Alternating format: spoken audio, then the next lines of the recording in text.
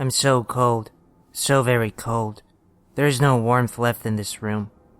I suppose I should start at the beginning. It started about 2 weeks ago, back when I could still see the sun. I live alone. My parents kicked me out after I dropped out of high school. I always hated high school. The teachers, the kids, all of them. Every last one. They don't understand you. Nor will they ever. Friends, I scoff at the idea. They're just people who act like they care, but turn around to stab you in the back. Deplorable. As you can tell, I'm not a people person. Although maybe it wasn't their fault, considering my sickness. Oh, did I not mention my sickness? I guess I spaced it. I've always had serious mental problems, as far back as I can remember. I get these weird images in my head. Sick images. Images of murder, sickness, and war. From what I've been told by people around me, when I've had my episodes, mostly teachers, I spasm and throw myself to the floor, scratching and writhing at everything around me, screaming all the while.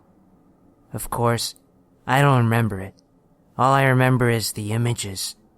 I doubt I'll ever get any of them out of my mind. These ignorant teachers thought I was merely acting out, seeking attention as it were, as did my classmates. I hated them, and they hated me, leading to many fights at school. I even sent a few kids into the hospital. My youth. I live in a dingy rental home in the slums of an unimportant city. My parents don't visit me anymore, and none of my neighbors can stand being around me for more than a few moments. Nobody ever cared about me, and nobody ever will, and I'm content with that. Back to my current predicament. It was only last month when I saw a doctor about my episodes.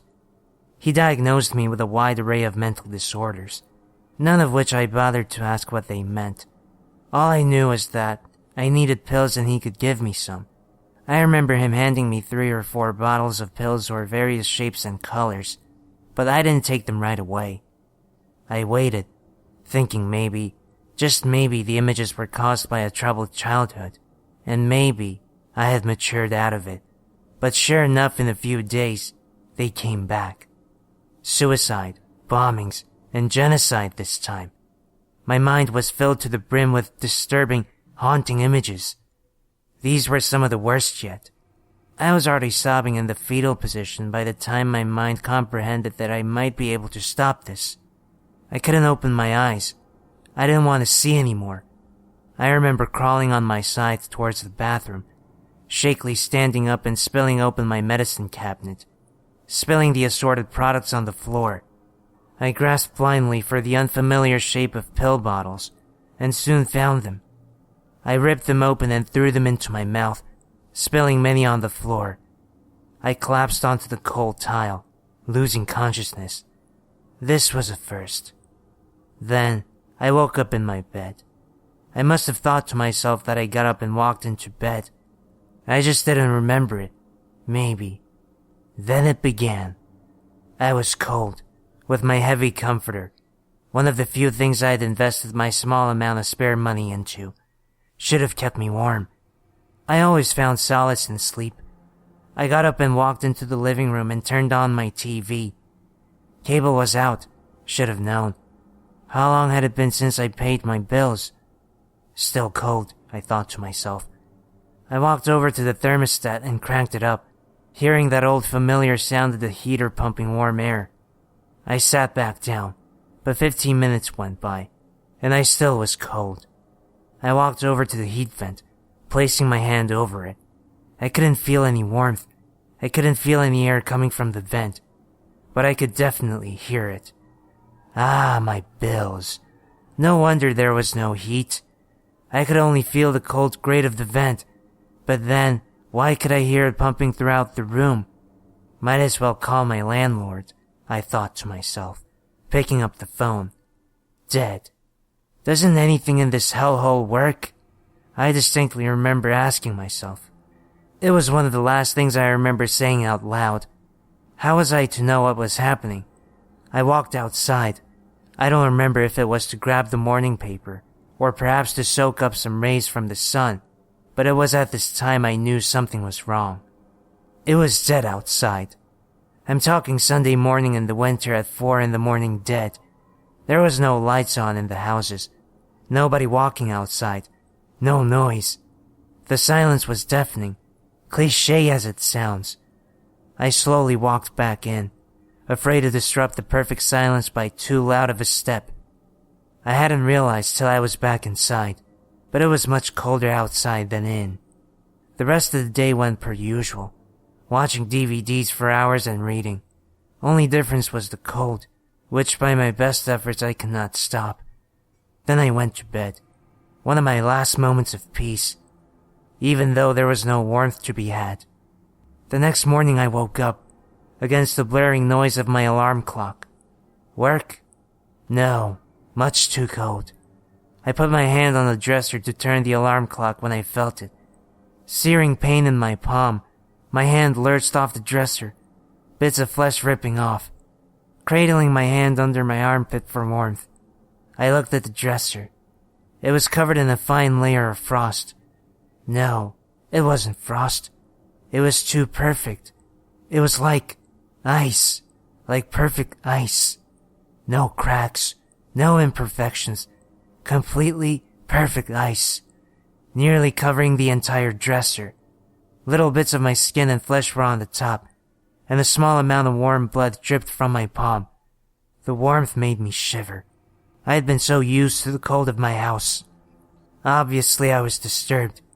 I don't remember spilling a glass of water. No, definitely I hadn't. I walked out of my room and went to check outside. Maybe I could casually talk to one of my neighbors of the cold. Who was I kidding? They would probably throw their gardening item of choice at me and walk inside. Still, I needed to know why it was so cold. I placed my hand on the knob and jumped back. Frozen. I grabbed my comforter and gripped the knob, twisting with all my might. Nothing. Not a budge. I threw myself against the door, trying to force it open. Luckily, my poor rundown house had a pretty flimsy door. It flew open and I stumbled outside. Then, I realized I couldn't move. My right shoe, the only shoe touching the sidewalk, was frozen to the ground. I could hear the sound of the ice forming the outline of my footprint along the ground. Alarmed, I pulled with all my might, barely ripping my foot free, and fell back inside. There was no wind, and yet the outside brought ghastly cold into my home. Even the icy temperature of my house was better than the feeling of cold death outside. I stood up and slammed the door shut, leaving my shoe. That was the last time I ever went outside. Since then, every day has been constant torment. The cold, my God, it's unbearable. Every day a little bit more of my home is covered with that perfect ice. Less and less of my few commodities can I use. My bed froze solid 2 days ago. I've resorted to sleeping in the corner of my living room. But soon, that wore thin, as my TV, couch, and walls were covered in ice. I didn't eat for the first few days, terrified. Soon, though, I realized I needed nourishment and ran to my fridge. I opened and felt like a complete moron. How could any of my food be edible? A fridge storing food at cold temperatures, in a home well below 0 degrees. Smart. The food, the fruits, meats, cheeses, about all I had left were covered in at least an inch of that clear, perfect ice, almost like glass containers. I would spend hours chipping away at it, then stuffing the remains in my mouth, hoping I could survive just a little longer on the scraps. Yesterday, my entire upstairs became covered in the ice. I can't even reach my fridge, much less my door. I gave hope on human contact days ago. In the basement I fled, knowing I couldn't avoid it anymore. And finally, we've come to today. It's coating the stairs, and the walls around me are closing in with the ice. I stopped shivering long ago. Even my body realized that it's over, my body systems and organs shutting down one by one. So here I am, trapped in the last bit of my home, My world, now covered in that perfect killer. I'm huddled into the fetal position, retelling the story again and again to myself. The ice is now literally just a few inches away. I never thought about it, but I've never actually watched the ice grow. It's just covering more space every time I check. I look down and see the ice at my toes. Clever. While I was busy thinking of the ice never moving, it moves. I'm fading in and out of my consciousness, and every time I awake, I slip more and more into the cold embrace of death. Ha! I laugh mildly in my head at my ironic statement. My legs are now enveloped in the ice. At least there's no more running. No more trying to survive. I'm trying to smile, but the muscles in my face won't respond. The ice is now over my stomach and around my arms. I take solace in the fact that my eyes, and more so my mind, will be the last to go. Oh, now it's up to my chin. With the final movements of my eyes, I glance around at my glass coffin. So, this is how it ends. My eyes fall back, looking straight ahead. No longer do I feel anything. The ice must be everywhere now. I'm suddenly remembering the time I sent a kid to the hospital in a 2-week coma. I pray to God that this is enough for St. Peter to reject my application into heaven. I hear hell is much warmer.